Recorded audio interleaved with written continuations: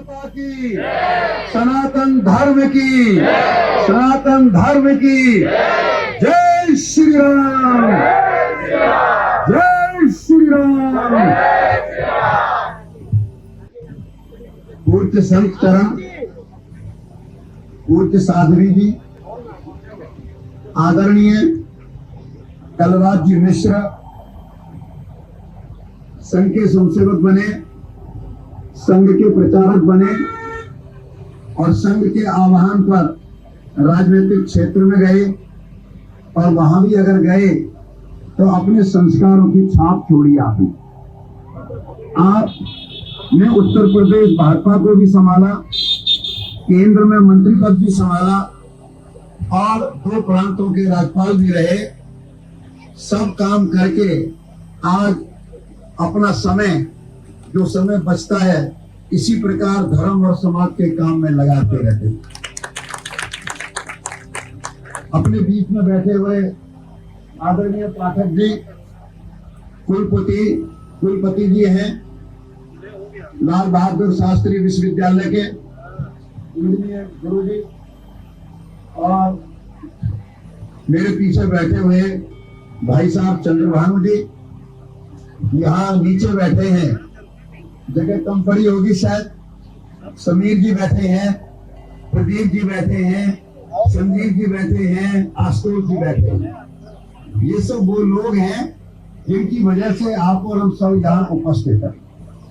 भाइयों, 2 बात आपके सामने रखना चाहूंगा। अभी महाराज जी बैठे हैं और आदरणीय कलराज जी मिश्र बैठे हैं, वो ज्यादा बातें करेंगे तो अच्छा रहेगा। मैं 2 विषय आपके सामने रखना चाहूंगा।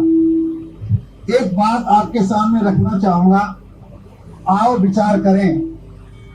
हिंदू और भारतीय संस्कृति में से, अपने देश में से, अपने इतिहास में से अगर हम मर्यादा पुरुषोत्तम भगवान श्री राम को माइनस कर दें, अगर हम योगेश्वर भगवान श्री कृष्ण को माइनस कर दें,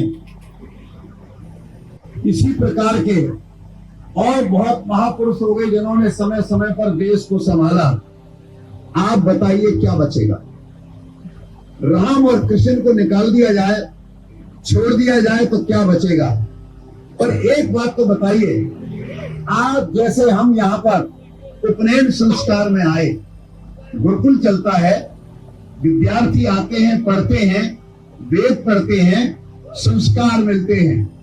हम कल्पना करें, भगवान राम को राम बनाने का काम किसने किया? भगवान राम को राम बनाने का काम एक गुरुकुल ने किया, और भगवान राम को राम बनाने का काम उस गुरुकुल में, उस गुरुकुल को डील करने वाले, पढ़ाने वाले और महर्षि वशिष्ठ जी ने किया।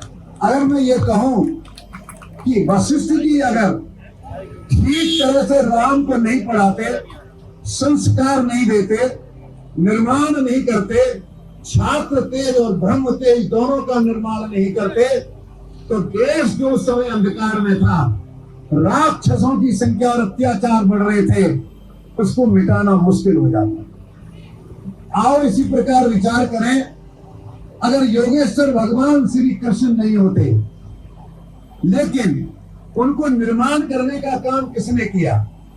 उनको बनाने का काम किसने किया? उज्जैन, गुरुकुल, आश्रम संदीपनी महाराज ने किया। और देखिए, जन्म से लेकर अंत तक भगवान कृष्ण दुष्ट को और राक्षसों के संहार में लगे रहे, जिनसे हम प्रेरणा लेते हैं। भाइयों, जब तक संस्कार बने रहेंगे, हमारे धर्म संस्कृति में 16 संस्कारों का महत्व है, 16 संस्कार। तो ये संस्कार जब तक रहे, भारत विश्व गुरु रहा, भारत सोने की चिड़िया रहा, भारत शक्तिशाली रहा, भारत अखंड रहा, पूरे विश्व का नेतृत्व किया है भारत। जब जब संस्कारों का पतन होगा, वैसा आगे बढ़ जाएगा। याद रखना, संस्कारों के अभाव में लंका का क्या हाल हुआ था। संस्कारों का पतन हुआ, सोने की लंका जल करके राख हो।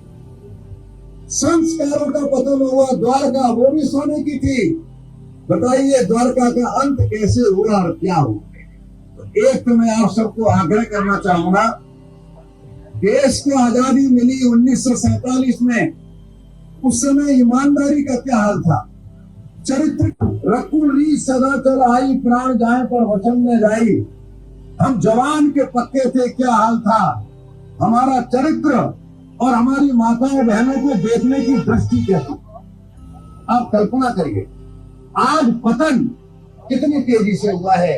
47 के बाद हमारी प्रकृति का इनकम बढ़ गई होगी। परिवार अगर टूटेगा, परिवार में अगर प्रेम नहीं रहेगा, परिवार में अगर संस्कार नहीं रहेगा, भाई और बहन, दौरानी जेठानी, सास बहू अगर ये ठीक तरह नहीं रहेंगे, परिवार अगर इकट्ठा नहीं रहा, प्रेम से नहीं रहा, तो समाज को इकट्ठा करना मुश्किल है।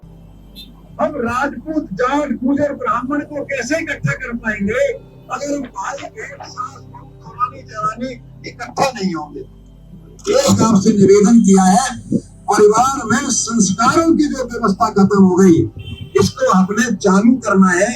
इसके लिए 7 दिन में 1 दिन आधा घंटा 15 मिनट भजन कीर्तन, 15 मिनट में देश समाज की चर्चा।